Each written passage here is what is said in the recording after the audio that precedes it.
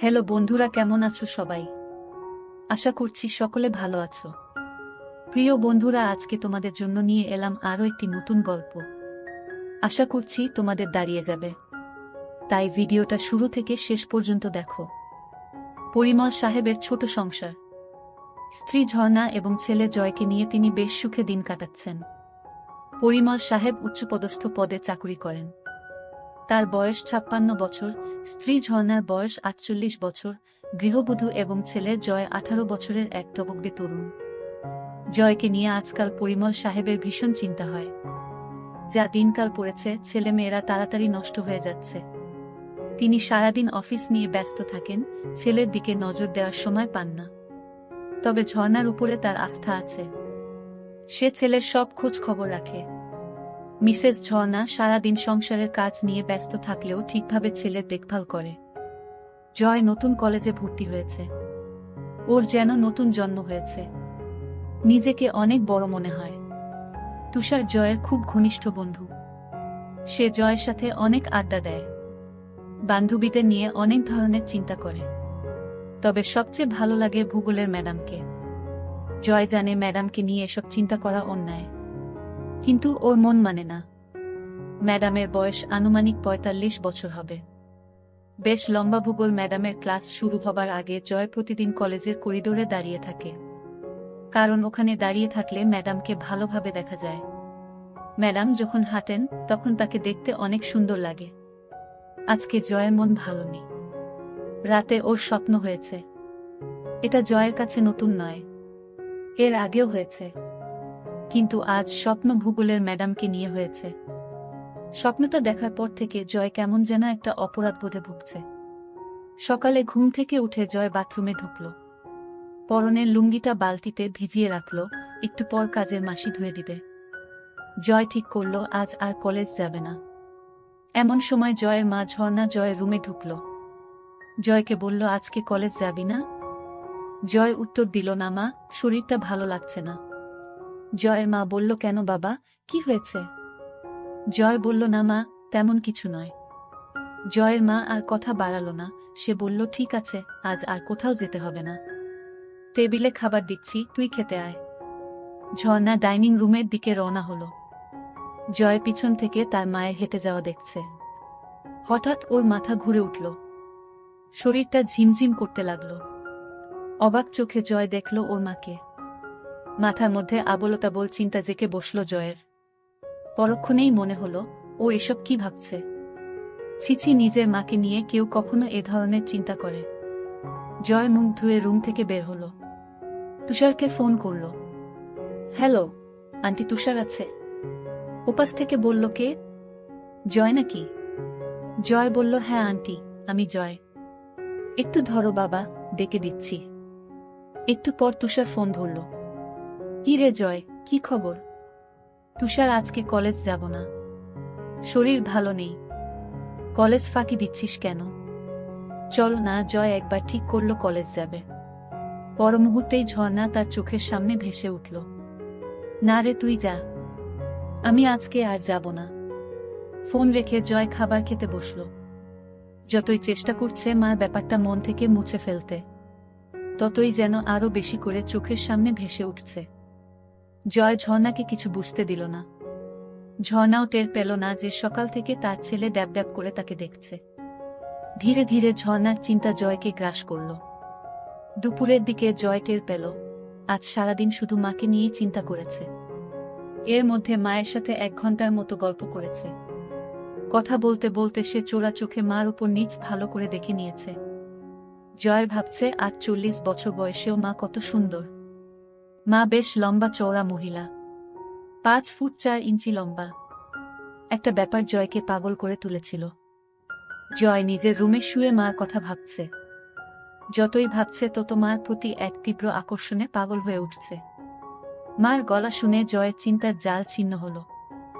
জয়, এই জয়। হ্যাঁ মা, বলো। আমি স্নান করতে গেলাম, কেউ এলে দরজা খুলে দিস। ঠিক আছে। হঠাৎ জয়ের মাথায় একটা দুষ্ট বুদ্ধি চাপল। স্নান করা অবস্থায় দেখলে কেমন হয়, কিভাবে দেখবে ভেবে পাচ্ছে না। হঠাৎ ওর মনে পড়ল, ওরা যখন এই বাসায় প্রথম আসে তখন মার রুমের বাথরুমে ফলস ছাদে পুরানো মালপত্র রেখেছিল। তখনই খেয়াল করেছিল ছাদে 2 ইঞ্চি একটা ছিদ্র আছে। শুধু তাই নয়, ওই বাথরুমের ছাদে তার রুমের বাথরুমের ছাদ থেকেও যাওয়া যায়। জয় এক লাফে ওর বাথরুমের ছাদে উঠে মার বাথরুমের ছাদে গেল। ছাদে একটা কাগজের কার্টুন বিছানো রয়েছে। জয়ের বুক টিপটিপ করছে, হাত কাঁপছে। কার্টুনটা সরালেই মাকে দেখতে পাবে। আস্তে আস্তে কার্টুন সরিয়ে ছিদ্র দিয়ে ভিতরে চোখ রাখল। মা এখনো বাথরুমে ঢুকেনি। জয় আর উত্তেজনা ধরে রাখতে পারছে না। ছাদে বসে মার অপেক্ষা করতে লাগল। কয়েক মিনিট পর মিসেস ঝর্ণা বাথরুমে ঢুকল। জয় নিঃশ্বাস বন্ধ করে দেখতে লাগল। ঝর্ণা টুথব্রাশে পেস্ট লাগিয়ে আয়নার সামনে দাঁড়িয়ে দাঁত ব্রাশ করতে লাগল। ঝর্ণা এবার শাওয়ারের নিচে দাঁড়িয়ে স্নান করতে লাগল। জয় বুঝতে পারল মা আর বেশিক্ষণ বাথরুমে থাকবে না। জয় হাতের কাজ শুরু করে দিল। 2 মিনিটের মাথায় জয়ের কাজ শেষ হয়ে গেল। ঝর্ণা বাথরুম থেকে বের হলো, জয়ও নিচে নামল। দুপুরে মা ছেলে একসাথে খেতে বসল। খাওয়ার পর জয় নিজের রুমে শুয়ে একটা বই পড়তে লাগল। বইতে মা ও ছেলের অনেক গল্প আছে। সে মজা করে গল্পগুলো পড়তে লাগল। ঘণ্টা খানেক পর জয় শুনতে পেল মার ঘরে ফোন বাজছে। ঝর্ণা ফোনে কথা জয়কে ডাকল। জয়, ঘুমাচ্ছিস নাকি? না মা, বলো। তোর বড় জেঠির শরীরটা আবার খারাপ করেছে। বাসায় কেউ নেই। তুই যা তো বাবা। আশেপাশে কোনো ডাক্তার থাকলে সাথে নিয়ে যা। জয় ঝটপট রেডি হয়ে রওনা দিল। জয় পৌঁছে দেখে জেঠির শরীর যতটা খারাপ ভেবেছিল ততটা খারাপ না। জয়ের জেঠির বয়স 50 বছরের মতো হবে। জয়কে জেঠি নড়ে উঠল। জয়, এসেছিস? জেঠি, তোমার শরীর কি খুব খারাপ? হ্যাঁ বাবা, সকাল থেকে শরীরটা খুব ব্যথা করছে। ডাক্তার ডাকবো? ডাক্তার লাগবে না। এখন কেমন বোধ করছো? ওই যে বললাম, খুব ব্যথা। কোথায় ব্যথা করছে? পিঠে আর কোমরে। ম্যাসাজ দিলে ভালো লাগবে? বুঝতে পারছি না। জয় ম্যাসাজ শুরু করল। কিছুক্ষণ পর জয় বুঝতে পারল জেঠির ব্যথা কমছে। ভালো লাগছে জেঠি? হ্যাঁ বাবা, খুব ভালো লাগছে। ঘুম ঘুম ভাব হচ্ছে। ঠিক আছে, তুমি ঘুমাও। কয়েক মিনিটের মধ্যে মিনু ঘুমিয়ে গেল। তার নিঃশ্বাস ভারী হয়ে উঠল। এদিকে জয় বাসা থেকে বের হওয়ার পর মা জয়ের রুমে ঢুকল। ছেলেটা সবকিছু অগোছালো করে রাখে। রুম গোছাতে গোছাতে ঝর্ণা হঠাৎ বালিশের নিচে একটা বই আবিষ্কার করল। বই খুলে দেখে ঝর্ণার চোখ কপালে উঠে গেল, মাথা বনবন করে ঘুরতে লাগল। ছিছি জয়, এসব কি পড়ে? হারামজাদা, আজকে বাসায় আস। পিঠের চামড়া তুলে ফেলব। ছিছি জয় এত নিচে নেমে গেছে। এই বয়সেই এসব গল্পের বই পড়ে, কি মনে হাতেই ঝর্ণা পড়ার জন্য বই খুলল। পড়তে পড়তে তার 2 চোখ আবার কপালে উঠে গেল। ছিছি, এমন গল্প কেউ কিভাবে লিখতে পারে? পড়ব না করেও ঝর্ণা গল্পটা পুরো শেষ করল। গল্প পড়ে ঝর্ণা আর থাকতে পারল না। এক দৌড়ে বাথরুমে ঢুকে হড়হড় করে বমি করে দিল। মুখ ধুয়ে কিছুটা সুস্থ হয়ে বাথরুম থেকে বের হল। কথায় আছে, নিষিদ্ধ জিনিসের প্রতি মানুষের সবসময় আকর্ষণ থাকে। ঝর্ণার ক্ষেত্রেও এর ব্যতিক্রম হল না। সে ঠিক করল বইটা তার কাছে রাখবে। সব গল্প পড়বে। ঝর্ণা নিজের ঘরে ঢুকে বিছানায় আয়েশি ভূমিতে বসে বইটা খুলল।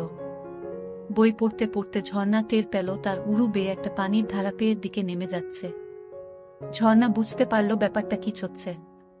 ঝর্ণা বুঝতে পারছে না জয়কে এই ব্যাপারে কোনো শাস্তি দিবে কিনা।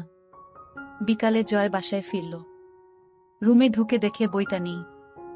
বাসায় মা ছাড়া আর কেউ নেই। তাহলে মা কি বইটা নিয়েছে? জয় প্রচণ্ড ভয় পেল। মা যদি বইটা নিয়ে থাকে তাহলে কি হবে? মা যদি গল্পগুলো পড়ে তাহলে খুব লজ্জার ব্যাপার হবে। সন্ধ্যার দিকে জয়ের সাথে ঝর্ণার দেখা হলো। কি রে, তোর জেঠির অবস্থা কেমন? এখন অনেকটা ভালো। মা ছেলের মধ্যে আরো কিছুক্ষণ কথাবার্তা হলো। ঝর্ণা রান্নাঘরে গেল। জয় তার রুমে এসে শুয়ে পড়ল। চোখ বন্ধ করতেই ঝর্ণার কথা ভাবতে লাগল। ওদিকে ঝর্ণা রান্নাঘর থেকে নিজের ঘরে যেয়ে বাকি গল্পগুলো পড়তে লাগল। বেশিরভাগ গল্পই মাছেলের নিয়ে। ঝর্ণা গরম হয়ে গেল। কি করবে ভেবে পাচ্ছে না। ঝর্ণা কি করবে? রান্নাঘরে বেগুন নেই। হঠাৎ মাথায় একটা বুদ্ধি এলো। ঝর্ণার মাথা খারাপ হয়ে গেছে, কি করছে নিজেই জানে না। হাতের কাছে মোম ছিল, সেটা দিয়ে সেদিনের মতো কাজ সারল। সন্ধ্যার পরে জয় আড্ডা মারতে বের হলো। এই ফাঁকে ঝর্ণা জয়ের রুমে ঢুকল। খুঁজতে খুঁজতে বিছানার নিচে কিছু সিডি পেল। একটা সিডি নিয়ে প্লেয়ারে চালিয়ে সোফায় বসল। ঝর্ণা অবাক হয়ে দেখছে, আড্ডায় জয়ের বন্ধুরা মেয়ে ছাড়া অন্য কোনো কথা বলে না। জয়ের আর আড্ডা ভালো লাগছে না। এই মুহূর্তে মাকে দেখতে ভীষণ ইচ্ছা করছে। সে বাসায় চলে এলো। এদিকে ঝর্ণা শুয়ে তার ছেলের কথা ভাবছে। মুহূর্তেই আবার ভাবছে, ছিস ছিস, নিজের ছেলেকে এসব কি ভাবছি। ধীরে ধীরে জয়কে নিয়ে তার ভাবনা প্রখর হতে লাগল। পরিমল সাহেবের বয়স হয়েছে, এখন আর আগের মতো ঝর্ণাকে তৃপ্তি দিতে পারে না। কখনো কখনো ঝর্ণার চরম পুলক হওয়ার আগেই পরিমল সাহেব হাঁপিয়ে যায়। সব মিলিয়ে ধীরে ধীরে ঝর্ণার সমস্ত ভাবনা জুড়ে তার ছেলে জয় এসে পড়ল। রাতে ঝর্ণা ও জয় একসাথে খেতে বসল। ঝর্ণা আর চোখে লক্ষ্য করল জয় ড্যাব ড্যাব করে তাকে দেখছে। মাঝরাতে জয়ের ঘুম ভেঙে গেল।